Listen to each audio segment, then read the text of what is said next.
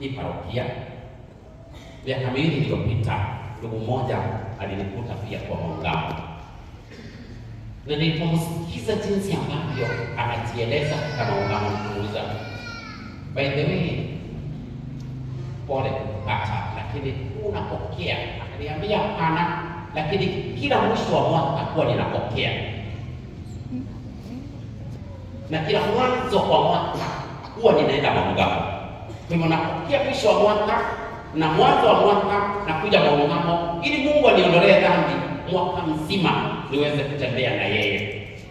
Lakini wameweza, una bibi akasema yeye, umefunga ndoa? Hapana. Na basi tunakujaje maungamo? Akasema, kwani mtu wapasi huyo bibi yangu sio Katoliki? Nikamwambia haijalishi, hata awe Muislamu ni bibi na unakaa na yeye. Hivyo hauwezi kukaja maungamo katika hali hiyo. Akasema, mimi sikujua.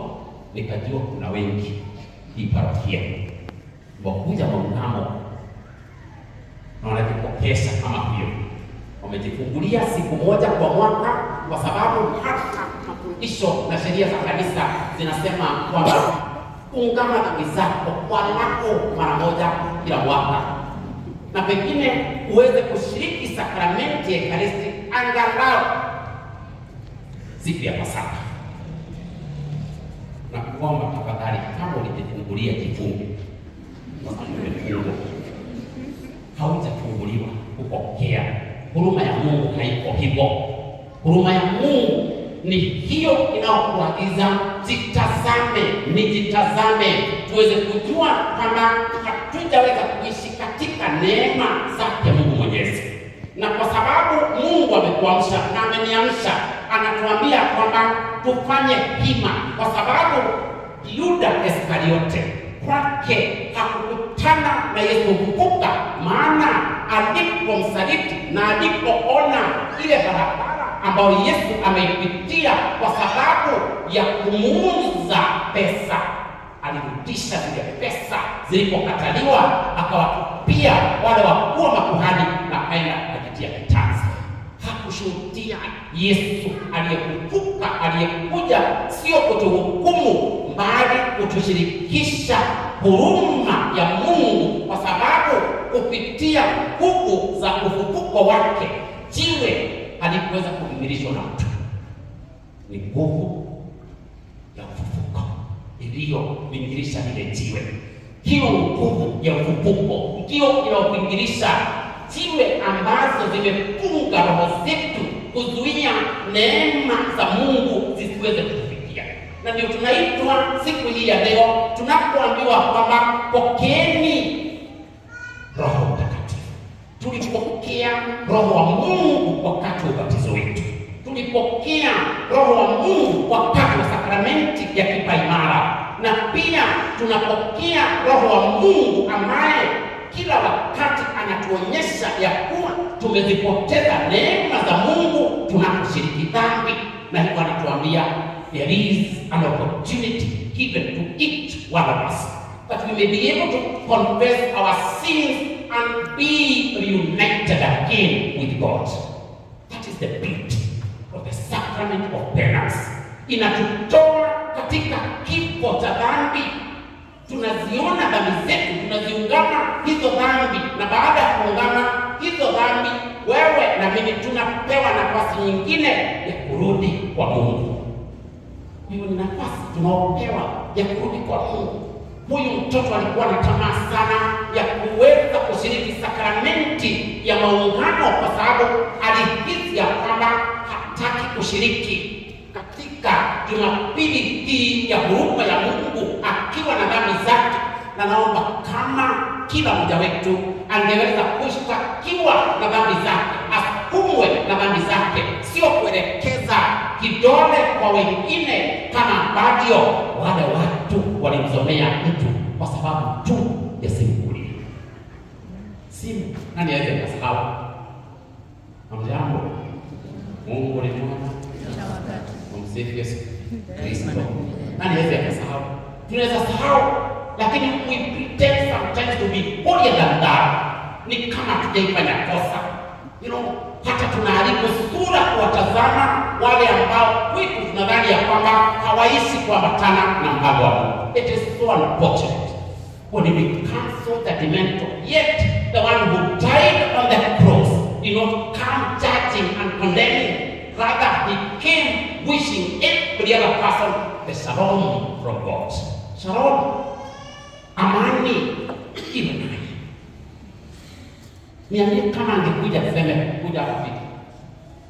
Wewe silikuwa nimekuambia kabla hajawahi kutanikana na ngapi. Angalia upuzi wako. You know, the moment you condemn somebody, you are sending that person to hell. But you are telling that person, licha ya udhaifu na unyonge uliokuwa nao, ninajua kwamba ni uoga ulitaka kusimama na mimi. Na ndio tunaweza tukatumia neno fear as an acronym. And fear, when you use it as an acronym, F-E-A-R, tunasema kwamba forget everything and run. Walisahau waliomwahidia Yesu kule kwenye shamba alipokuja kukamatwa na kila mtu kibuna njia kuokoa maisha yake. Forget everything. Tumeshuhudia akifufua watu, tumeshuhudia akitoa pepo, tumeshuhudia akiweza kulisha wanaume 5,000 kwa mikate mingapi? 5 na samaki wawili, watu wakakula wakashiba wakakota vikapu 12. Haya yote wamesahau ya kwamba Yesu anaweza kujitetea.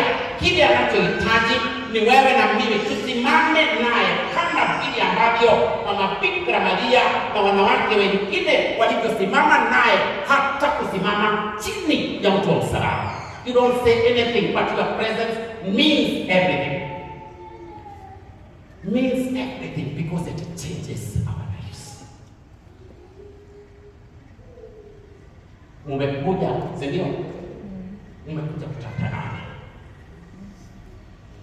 Wakati ambapo Tomaso anasikia kama Yesu, wamemwona Yesu, anasema mimi kama sitaweka kidole changu kwenye kovu za misumari, kama sitaweka mkono wangu kwenye ule ubao, mpende msipende, mimi msilani kwamba ni mtu chukula tu hivi. Na Tomaso ni wengi, the doubting Thomases. Sometimes it is even good to doubt, as long as you will have a deeper faith after the revelation. And that is how we see that the doubting Thomas, after meeting Jesus, his faith was enlarged. Na ndio tunasikia kwamba anasema hatuna uhakika kama aliweka kidole chake kwenye zile kovu za misumari. Hatuna uhakika kama aliweka ule mkono wake kwenye ule ubavu uliotobolewa kwa ule mkuki. Lakini alipomuona, kwa sababu unaweza jiuliza, Yesu alituaje ya kwamba Tomaso amesema nisipoweka kidole changu kwenye ile mikono ama mkono wangu kwenye ule ubavu mimi sitaamini. Anapotokea nawaambia amani iwe kwenu. Mtakatifu Agostino, you know, he's a very interesting man and a very interesting saint. Alisema kwamba amani ya maumbile ni raha, furaha na utulivu pale kiumbe kinapofuata sheria zilizowekewa na Muumba wake. Tunapofuata sheria ambazo tumewekewa na Muumba wetu, tutakaa na raha, tutakaa na furaha na tutakaa na utulivu. Hata kama tunakumbana na majaribu, mradi hii ni amani iliyotoka kwake Mungu Mwenyezi, raha yako hautajinyima, maana ni raha iliyotoka mbinguni. Utulivu ule unaopaswa kuwa nao hautajinyima. Eti wengine wanasema maana ni utulivu ambao umetoka mbinguni. Furaha yako utakaa nayo hata wakati ambapo kuna majonzi. You find an opportunity to tell God I'm grateful. God is good. Jana wakati ambapo Aston Villa walikuwa wanacheza, unajua Manchester City ligogo kitambo tukatoka, walipokuwa wanacheza na Crystal Palace, mimi nilikuwa napigia upato Aston Villa.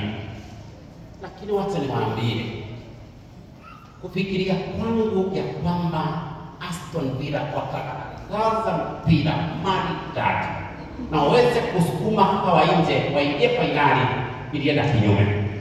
Usiangalia mtu kaona hii ni kumi kwa shetani. Hamjambo.